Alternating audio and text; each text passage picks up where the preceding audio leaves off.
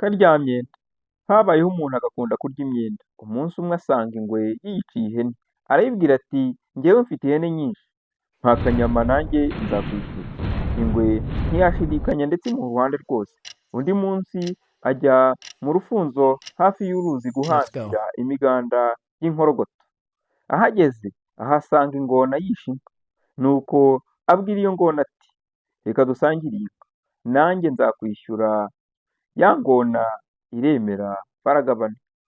Hashize iminsi ya ngwe iza kumwishyuza, ayibwira ko izagaruka hanyuma ngo asubire ku ruzi. Ya ngona nayo iramufata iti nyishyura. Arayibwira ati ejo uzaryame aha ngaha nzayizana, nawe uyigire uko ushaka. Iramureka aragenda. Ngo agere imuhira asanga ya ngwe yaruhagazemo. Iti njyewe rero sinsiga ntakwishe wa muntu we. Wa muntu nawe ati oya, ndeka irya none, ejo uzagaruke. Ngo buke igaruka kumwishyuza. Arayibwira ati jya hariya hafi y'uruzi niho nayishyize, narangije kuyica. Naho arayereka aho yari yasize ya ngona. Ya ngwe iramanuka no ku ruzi. Igeze aho yagombaga gusanga ihene, ingona yari yihishe mu byatsi iba yayibonye nk'ejo. Irasimbuka irayifata irayica iti birarangiye, wa mugabo ntiyambeshye.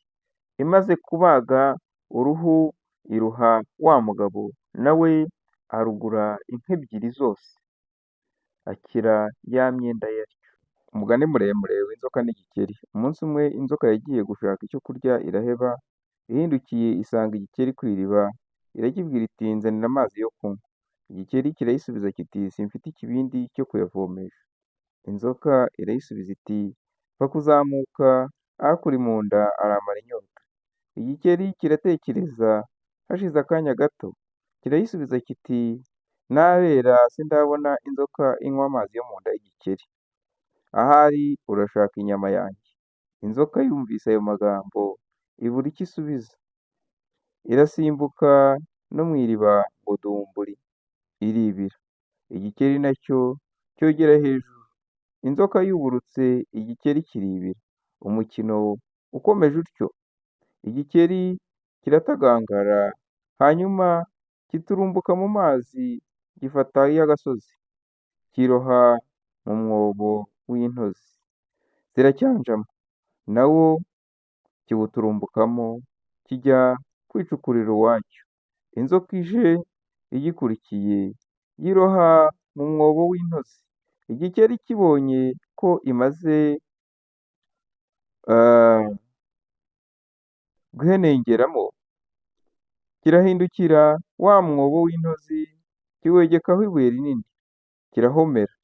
Intozi zidwinze ya nzoka icika isohoka, ariko iburaho inyura. Intozi zirayirumagura zigera aho ziyica, zirayica. Igikeri gikira gityo. Umwanzi agucira akobo, Imana igucira akanzu.